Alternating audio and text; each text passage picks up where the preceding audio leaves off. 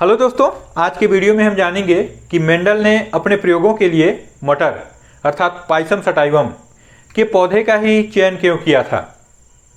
तो आइए इस वीडियो को शुरू करते हैं।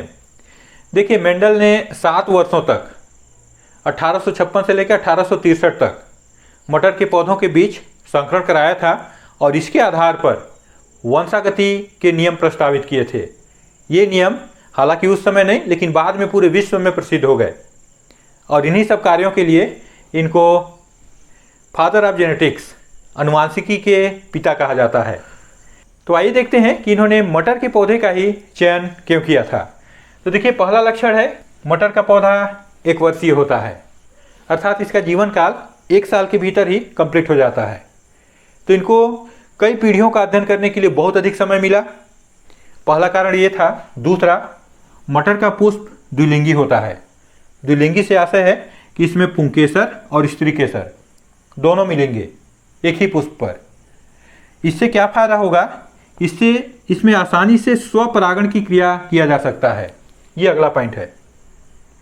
द्विलिंगी पुष्प है, आसानी से स्वपरागण होगा और स्वपरागण का फायदा क्या है कि इससे गुण पीढ़ी दर पीढ़ी शुद्ध बने रहते हैं। कईयों पीढ़ी तक वो गुण शुद्ध बने रहेंगे यदि स्वपरागण की क्रिया हो रहा है तब। तो यहाँ हम 2 लक्षण इससे ले सकते हैं कि यदि पुष्प द्विलिंगी है तो उसमें स्वपरागण की क्रिया आसानी से होगा, जिससे गुण शुद्ध बने रहेंगे। उसके बाद अगला आता है विपुंसन। देखिए, कैंची लीजिए और इसके पुंकेसर को काट के हटा दीजिए, पुष्प एक लिंगी हो जाएगा। यह क्रिया कहलाता है विपुंसन। पुंकेसरों को काट कर हटाना और पुष्प जिसके कारण पुष्प एक लिंगी हो जाए, ये क्रिया कहलाता है विपुंसन। तो इसमें आसानी से विपुंसन कर सकते हैं। और जब पुंकेसर हट गए इसमें, तब स्वपरागण कहाँ से होगा? तब निश्चित है इसमें परपरागण होगा। तो देखिए, 2 पॉइंट हम इससे याद रखेंगे। इसमें विपुंसन आसानी से किया जा सकता है और जिसके कारण इसमें परपरागण भी आसानी से होता है। और परपरागण तो बहुत ही आवश्यक है, तभी तो 2 लक्षणों के बीच में क्रॉस करेंगे तो हमको दिखेगा कि F1 पीढ़ी में कैसा लक्षण गया। और उसके बाद देखिए, यहाँ पर जब परागण के द्वारा बीज बनेंगे, चाहे वो स्व हो या परपरागण, तो जो बीज बनते हैं क्या वे बीज जननक्षम में होंगे? बिल्कुल। यहाँ जो बीज प्राप्त होगा वो भी, उसको भी जब लगाएंगे आप तो उसमें भी फूल बनेगा, बीज बनेंगे, अर्थात वो भी जननक्षम में होते हैं। तो ये F1 पीढ़ी में जो संतति प्राप्त होता है या जो बीज प्राप्त होते हैं वो पूर्णतः जनन योग्य होते हैं। और सबसे महत्वपूर्ण ये अंतिम, इसमें कई विपर्यायी लक्षण होते हैं, कई ऐसे विपरीत लक्षण होते हैं जो आपको स्पष्ट रूप से दिखाई देगा। मटर में कुल 7 विपर्यायी लक्षण होते हैं। ये देखिए, एकदम स्पष्ट दिखता है। यदि मटर का पौधा लंबा होगा तो उसका विपर्यायी लक्षण बौना। तो इसको भी आपको ध्यान रखना है। चलिए देखते हैं कौन कौन से हैं। पहला है पौधे की लंबाई। मटर का पौधा जैसे बताया कि लंबा होगा और दूसरा बौना, तो लंबाई इसमें प्रभावी है और बौना अप्रभावी। दूसरा आता है पुष्प। तो पुष्प के आधार पे हम 2 बिंदुओं को याद रखेंगे। पहला पुष्प की स्थिति और दूसरा पुष्प का रंग। स्थिति से आशय होता है, देखिए कि ये मान लीजिए उसका तना है और ये उसके शाखाएं हैं, इसमें इस तरह से पत्तियां लगे हुए हैं। अब मान लीजिए इसमें फूल लगना है, तो देखिए ये शाखा के अंतिम में इस तरह से यहाँ पर फूल लगेगा या यहाँ पर इसके अग्र सिरे पर फूल लगेगा। तो इस तरह का जब पुष्प लगता है इसको बोलते हैं अग्रस्थ। और दूसरा देखिए, मान लीजिए ये पौधा है और इसका अग्र सिरा, ये शाखा और मान लीजिए यहाँ पर इस तरह से ऐसे पत्तियां लगे हुए हैं। तो इसमें जब पुष्प लगेगा तो ये पत्तियों के इस बगल वाले हिस्से से यहाँ से ऐसे निकल कर लगता है। इस तरह से देखिए, ये अग्र सिरे पर नहीं होगा, यहाँ पर कभी भी इसमें फूल नहीं लगेगा। तो ये कहलाता है कक्षस्थ।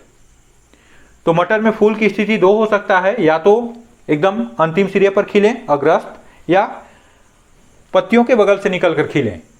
ये कहलाता है कक्षस्थ। तो इसमें कक्षस्थ प्रभावी होता है और अग्रस्थ अप्रभावी। इसमें थोड़ा सा आप कॉमन दिमाग लगाइए कि भाई यदि इसमें 2 शाखा निकला है तो 2 ही फूल खिलेगा, तब तो आपको मटर का पौधा लगाने पे कम बीज प्राप्त होंगे। ज़्यादा बीज कब? इसमें अधिकांश जहाँ जहाँ पत्ती निकलता है वहाँ से मटर के फूल निकलते जाते हैं, तो इसमें ज़्यादा बीज बनेगा, तो ये प्रभावी होगा। तो इस तरीके से आप इसको याद रखें। दूसरा, फूल का कलर। तो भाई मटर के जो पुष्प है इसका कलर या तो बैंगनी होता है या सफ़ेद। तो बैंगनी इसमें प्रभावी होगा सफ़ेद पर। तो इस तरह से आप 2 पॉइंट को पुष्प की स्थिति और रंग पे याद रखिए। उसके बाद आता है फली। फली पे भी 2 पॉइंट आपको ध्यान रखना है। फली से आशय होगा जिसके भीतर मटर के दाने ऐसे स्थित होते हैं। तो पहला है फली का आकृति। तो देखिए फली का आकृति या तो इस तरह का होगा या जहाँ जहाँ पर दाना होंगे वहीं पर उभरा होगा और बाकी पूरा ऐसे दबा रहता है। और इसमें जहाँ दाना होते हैं या बीच में जो खाली स्थान होता है वहाँ पर भी सब बराबर होते हैं।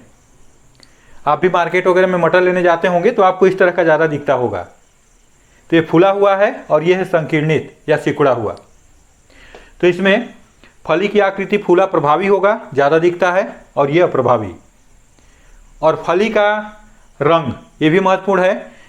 ये या तो हरा होगा या पीला होगा। तो 2 लक्षण यहाँ से लीजिए। हरा इसमें प्रभावी है। जैसे मैं बोला मार्केट में जाइए, आप वही मटर को ज़्यादा पसंद करते हैं जिसका फली ऊपर हरा हरा दिखता है। तो फली पे आप 2 ध्यान रखिए, या तो फूला हुआ और साथ में हरा, तो दोनों प्रभावी हो गए। और हरा को उल्टा पीला होता है और ये सिकुड़ा हुआ। तो 2 आप यहाँ से याद रखें और 2 याद रखें बीज से। तो फूल से 2, फली से 2 और बीज से 2। बीज में क्या ध्यान रखना है आपको कि यदि मटर के बीज को आप सुखा के देखे होंगे, सूखता है तो एक एकदम गोल का गोल बना रहता है। और दूसरा, मटर का जो आकार है वो सूखने के बाद ऐसे सिकुड़ा जाता है, जिसको झुर्रीदार कहते हैं। तो मटर का जो बीज का आकार है या तो गोल होता है या झुर्रीदार। गोल प्रभावी होता है झुर्रीदार पर। और अंतिम, बीज का रंग। बीज को देखेंगे या तो पीला होगा या हरा होगा। तो पीला इसमें प्रभावी होता है क्योंकि पीला ही अधिकांश मिलता है। कुछ लोग इसका दाल के रूप में भी उपयोग करते हैं। तो पीला प्रभावी है। तो ये 7 विपर्यायी लक्षण आप आसानी से याद रख सकते हैं। इसको ऐसे भी याद रखिए कि मेंडल ने 7 वर्षों तक मटर के पौधे में प्रयोग किया। 7 महत्वपूर्ण लक्षण थे मटर के पौधे में और 7 जोड़ी विपर्यायी लक्षण देखे। तो इस तरह से आप इन 7 लक्षणों को समझ गए होंगे। यदि यह वीडियो अच्छा लगा तो इसे लाइक कीजिए। ऐसे ही वीडियो देखने के लिए हमारे चैनल को सब्सक्राइब कीजिए और दोस्तों के साथ शेयर कीजिए।